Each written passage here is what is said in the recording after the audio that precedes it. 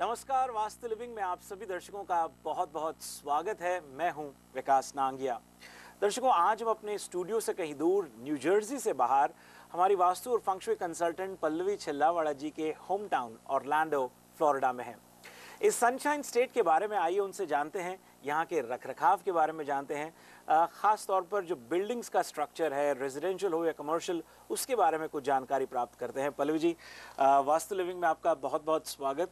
अपने home town में हमें आमंत्रित करने के लिए, ऑरलैंडो फ्लोरिडा में आमंत्रित करने के लिए बहुत बहुत शुक्रिया। सबसे पहले तो आपका बहुत बहुत शुक्रिया कि आप मेरे इनविटेशन पर यहाँ पे आए और आपके आने से ऑरलैंडो की रौनक और ज़्यादा बढ़ गई। ये तो मैं कहूँगा कि आपका बड़प्पन है। पूरी टीवी एशिया की टीम की ओर से, हमारी ऑरलैंडो की पूरे यहाँ के रहने वाले सभी लोगों की ओर से मैं टीवी एशिया का शुक्रिया अदा करना चाहूँगी जी। आपने हमेशा कम्युनिटी को बहुत ज़्यादा हेल्प की है और ऑरलैंडो में आकर आप यहाँ पे बिज़नेस से रिलेटेड घर का कंस्ट्रक्शन स्ट्रक्चर वगैरह वास्तु के अनुसार किस तरह से उसमें डिफरेंस होता है, क्या उसमें खूबियाँ होती है, वो सब चीज़ों के लिए आपने यहाँ पे आके हमें मौका दिया, इसके लिए आपका शुक्रिया। जी, बहुत बहुत स्वागत उस बात को लेकर के। और हमें काफ़ी एक्साइटमेंट है कि जहाँ एक और इस वक्त न्यू जर्सी में अच्छी खासी ठंड पड़ी हुई है और लोग बाग अपने घर से बाहर निकलने में कहीं दो बार सोचते हैं।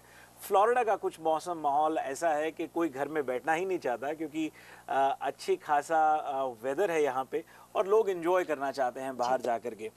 पल्लवी जी, इस वक्त आप हमें बताइए कि हम ये ऑरलैंडो के कौन से नेबरहुड में हैं और इस नेबरहुड की क्या ख़ास बात है, और बात अगर हम करें इस घर की, तो इस घर के बारे में हमें क्या कहना चाहेंगे? ऑरलैंडो के लिए कहा जाता है कि यहाँ पे डिज्नीलैंड और यूनिवर्सल स्टूडियो के अट्रैक्शन की वजह से एवरी ईयर 800,000 से ज़्यादा विजिटर्स ऑरलैंडो को साल में 2 बार विजिट करते हैं जी। और टूरिज़्म बिजनेस यहाँ पे बहुत अच्छा है। हर तरह के convenience store business, hotel motel, काफ़ी और तरह के बिजनेस भी यहाँ पे प्रॉस्परस है। हेल्थ केयर और उससे रिलेटेड चीज़ों के बिजनेस भी यहाँ पे काफ़ी अच्छे हैं। ऑरलैंडो के फ़िलहाल हम यहाँ का जो फर्स्ट डेवलपमेंट है, जो यहाँ का सबसे पॉपुलर विंटर हेवन जो सारा एरिया पूरा है, वहाँ पे अभी हम लोग हैं और उस एरिया के बारे में कहा जाता है कि कंस्ट्रक्शन स्ट्रक्चर के अंदर सबसे स्पेसियस घर जो शुरुआत में बनते थे, तो यहाँ का फर्स्ट डेवलप नेबरहुड यहाँ पे माना जाता है इसको। जी जी। यहाँ पे और भी फिलिप्स लैंडिंग वगैरह इसके आसपास के लोकेशन पे पड़ते हैं। काफ़ी अच्छी लोकेशन और काफ़ी बिजनेस के सक्सेसफुल लोग यहाँ पे रहते हैं और वेल एस्टेब्लिश डेवलपमेंट है। कंस्ट्रक्शन के अंदर, ऑरलैंडो के अंदर ज़्यादातर चीज़ें इस तरह की बनाई जाती है जिसमें कंस्ट्रक्शन स्ट्रक्चर के अंदर वुड के अलावा मटेरियल का इस्तेमाल किया जाता है। क्लोज टू आप इंडिया वाला स्ट्रक्चर मान सकते हो इसको। यहाँ पे लोग फ्लोरिंग के अंदर मार्बल ज़्यादा यूज़ करते हैं, टाइल यूज़ करते हैं क्योंकि ठंड ज़्यादा नहीं है। तो स्ट्रक्चर की अपनी खास एक खूबी है और ज़्यादातर घरों के अंदर स्पेसियस घर का लुक होता है और लोग गराज के अंदर हर तरह के अलग अलग तरह के अट्रैक्शन घर के अंदर बनाते हैं। बेसमेंट का लेवल यहाँ पे बहुत ही कम होता है, बेसमेंट ज़्यादातर नहीं बनाए जाते। पल्लवी जी, आपने कंस्ट्रक्शन मटेरियल की बात करी कि ऑरलैंडो में वुडन के अतिरिक्त तो और भी कंस्ट्रक्शन मटेरियल इस्तेमाल किए जाते हैं। अगर घर के एक्सटीरियर की बात करें हम, भीतर तो मैं समझा कि ज़रूरी नहीं है कि वुडन फ्लोरिंग होगी या कारपेट फ्लोरिंग होगी, सिरामिक्स और मार्बल वगैरह इस तरह का फ्लोरिंग में इस्तेमाल किया जाता है। लेकिन अगर मैं एक्सटीरियर की बात करूँ तो उसके स्ट्रक्चर में किस तरह का मटेरियल इस्तेमाल किया जाता है? ज़्यादातर ऑरलैंडो की स्पेशलिटी ये है कि यहाँ पे न्यूट्रल कलर को एलिवेशन के अंदर इस्तेमाल किया जाता है। मोस्ट ऑफ कम्युनिटी के अंदर कुछ रूल्स बने हुए हैं कि आप बाहर एक्सटीरियर वॉल के ऊपर हर तरह का कलर्स इस्तेमाल नहीं कर सकते। तो एक्सटीरियर का जो कंट्रोल होता है वो डेवलपमेंट के हाथ में होता है। एलिवेशन लुक कोशिश की जाती है कि सिमेट्रिकल सब एक जैसे रहने चाहिए। इंटरनल चेंजेस के लिए आप कुछ भी कर सकते हो। तो ज़्यादातर सेमी कस्टमाइज होम का कॉन्सेप्ट बहुत ज़्यादा है। मेरिटेज होम है, पार्क स्क्वायर है, यहाँ पे काफ़ी वेल नोन कम्युनिटी है, टोल ब्रदर्स वगैरह के घर बने हुए हैं। तो ज़्यादातर न्यूट्रल कलर और अर्थ टोन का इम्पोर्टेंस रहता है क्योंकि धूप ज़्यादा होने की वजह से डिफरेंट तरह के कलर्स अगर हम एक्सटीरियर वॉल पे यूज़ करते हैं तो वो जल्दी से फेड अप हो जाते हैं। तो न्यूट्रल कलर से घर के अंदर एक पीस और हार्मनी क्रिएट होती है और वो सूरज की गर्मी को भी प्रोटेक्ट करता है। तो न्यूट्रल एक्सटीरियर वॉल के अंदर आपको ज़्यादातर ऑरलैंडो में दिखाई देंगे। जी, चलिए दर्शकों, अब आइए इस घर के भीतर में चलते हैं। घर के फॉयर एरिया के बारे में बात करते हैं। लिविंग रूम, एंट्रेंस इत्यादि अलग अलग पहलुओं पर चर्चा होती है।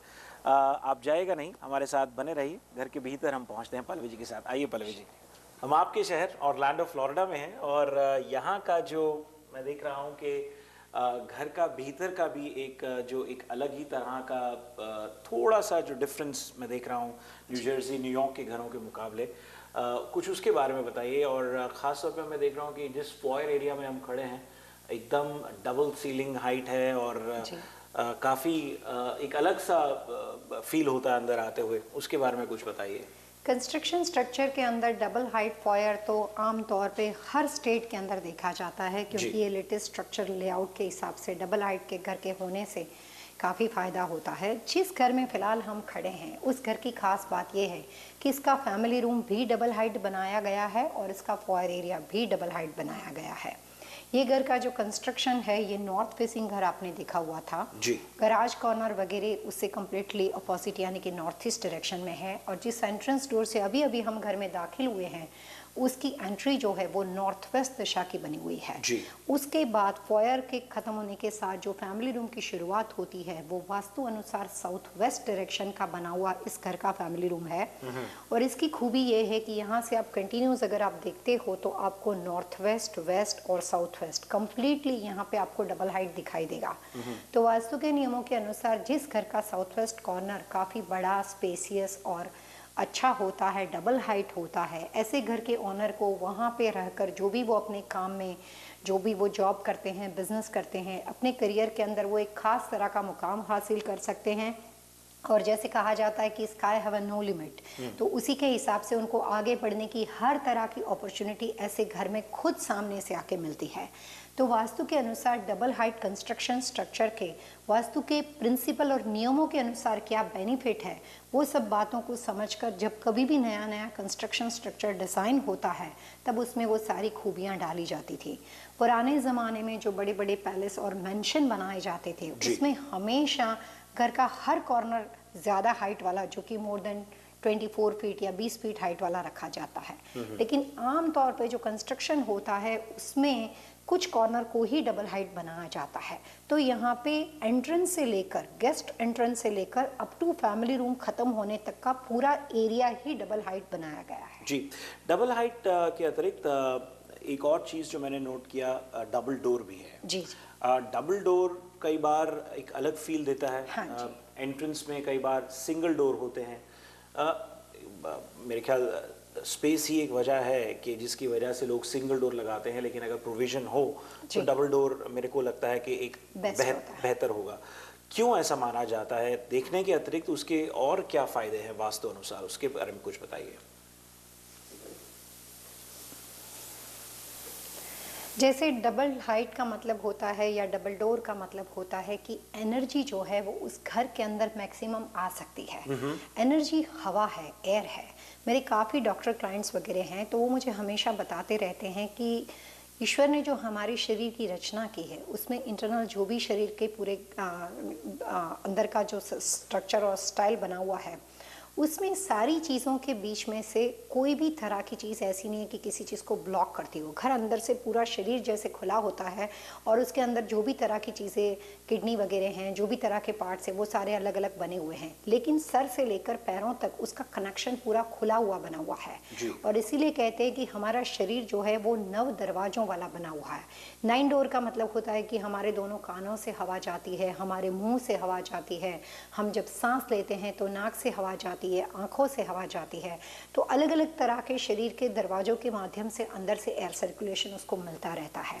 तो उसी तरीके से सेम कॉन्सेप्ट से घर के अंदर, घर जो भी डबल हाइट होता है, डबल डोर होता है, तो हमारे मुंह से हम हमारे शरीर के अंदर अनाज के द्वारा जो एनर्जी और जिसकी वजह से ब्लड सर्कुलेशन बनता है, सेम कॉन्सेप्ट से घर में पॉजिटिव एनर्जी वर्ड जो इस्तेमाल किया जाता है वास्तुशास्त्र में, उसका कॉन्सेप्ट ये होता है कि एंट्रेंस डोर की हाइट डबल दरवाज़ा होना चाहिए। वो ज़रूरत से, मतलब घर के बाकी सारे डोर फ्रेम से उसकी हाइट ज़्यादा बड़ी होनी चाहिए। तो जितना घर का दरवाज़ा स्पेसियस होता है, घर में आने वाली एनर्जी, घर में आने वाली हवा उतनी ही ज़्यादा मात्रा में घर में दाखिल हो पाती है। तो पॉजिटिव एनर्जी का माध्यम किसी भी कंस्ट्रक्शन स्ट्रक्चर के अंदर हमेशा मेन डोर होता है। और इसी वजह से वास्तु में कहा जाता है कि मेन डोर के बराबर सामने बिल्कुल ही एक ही लाइन में 3 दरवाजे नहीं होने चाहिए, या डोर के खुलने के बराबर सामने अपोजिट विरुद्ध दिशा में दूसरा दरवाजा नहीं होना चाहिए, वरना उसका नुकसान उस घर में ऐसा हो जाता है कि जैसे ही हवा यानी कि एनर्जी घर में दाखिल होती है बैक डोर से वो एनर्जी वहां से चली जाती जी। है। अमूमन ऐसा होता है पल्लू जी कि लोग बाग ऐसा समझते हैं कि अगर ऐसी परिस्थिति होती है जी। कि एक दरवाजे से हवा आ रही है और सामने ही एक और दरवाजा हो, तो ऐसा भी लोगों का मानना है कि ये तो क्रॉस वेंटिलेशन है। जी। तो ये जो धारणा है मन में, उसके बारे में क्या कहेंगे? क्रॉस वेंटिलेशन का महत्व ज़्यादातर कंस्ट्रक्शन के अनुसार विंडो के लिए महत्वपूर्ण माना जाता है, क्योंकि विंडो जो होती है वो डोर के अलावा भी हवा के एयर सर्कुलेशन के अलावा सनलाइट और एयर दोनों को बैलेंस करती है। अगर किसी भी आप आर्किटेक्ट या कॉन्ट्रैक्टर से पूछेंगे कि दरवाजे बनाने में और विंडो बनाने में क्या फ़र्क है, तो आपको आसानी से समझाया जा सकता है कि दरवाजे का मतलब होता है कि किसी भी चीज़ का प्रवेश करना, लेकिन विंडो का मतलब ये नहीं होता है कि किसी भी चीज़ का प्रवेश करना। विंडो का मतलब होता है कि वहाँ पे होने वाली लाइट को कॉन्ट्रास्ट किस तरह से घर के हर कॉर्नर तक फैलाया जाए, और उसी के साथ साथ घर के अंदर आने वाली डोर पोजीशन यानी कि हवा के मिलती हुई एनर्जी को उसमें किस तरह से एस्टैब्लिश यानी कि बैलेंस किया जाए। तो विंडो से कभी भी कोई भी तरह की एनर्जी का प्रवाह अंदर एंटर करवाना मुश्किल होता है। वो काम सिर्फ और सिर्फ कंस्ट्रक्शन के नियमों के अनुसार मुख्य दरवाजे का है या फिर घर के इंटरनल डोर का है। तो किसी भी चीज़ के प्रवेश स्थान के लिए दरवाजे को महत्वपूर्ण माना जाता है। जी, इससे पहले कि ब्रेक लें, झटपट में ये घर का जो एक और एरिया है उस पर बातचीत करता हूँ। मेरे पीछे बहुत खूबसूरत घर के ओनर्स ने बार बनाया हुआ है। लेफ्ट में जो है एक पेट के लिए जो है उन्होंने अपने पपी के लिए एक क्रेट रखा हुआ है, उसके लिए एक पपी काउच रखा हुआ है। जाहिर है कि जो ओनर्स हैं उनका एक अलग लाइफस्टाइल है और खुश मिजाज व्यक्ति लगते हैं जिनको पेट्स का और ड्रिंक्स का, इन दोनों चीज़ों का शौक है। तो अगर मैं बात करूं कि इस तरह के घर में जब पेट्स होते हैं या आप बहुत से लोगों का बार बनाने का एक शौक रहता है, उसके लिए भी वास्तु कोई ख़ास सजेशन देता है? वैसे जहाँ पे अभी हम फिलहाल खड़े हैं वहाँ पे ऑरलैंडो के काफ़ी सक्सेसफुल बिजनेसमैन का घर बना हुआ है, और सिर्फ मैं आपकी जानकारी के लिए बता दूं कि वो ड्रिंक नहीं करते हैं, लेकिन बार उन्होंने अपने गेस्ट को अटेंड करने के लिए रखा हुआ है, एंटरटेन करने के लिए। चलिए, ये भी बात बहुत अच्छी रही। जी जी। और पेट से वो बहुत प्यार करते हैं, और जब यहाँ पे उसका रखना था तब वास्तु के अनुसार पेट एनिमल को रखने के लिए कुछ खास तरह की दिशाएं होती है। काफ़ी लोग मुझे कॉल करते हैं कि पेट को अगर घर में रखना हो पल्लवी तो किस तरह से रखना चाहिए। जी।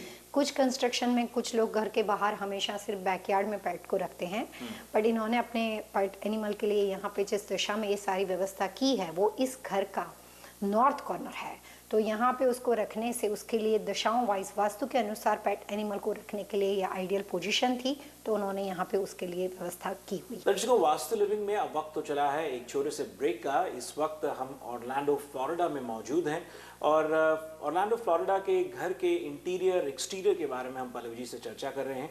ब्रेक के बाद हम पल्लवी जी से इस घर के लिविंग रूम पर चर्चा करेंगे, उसके रख रखाव पर बातचीत होगी। आप जाएगा नहीं, बने रहिए हमारे साथ।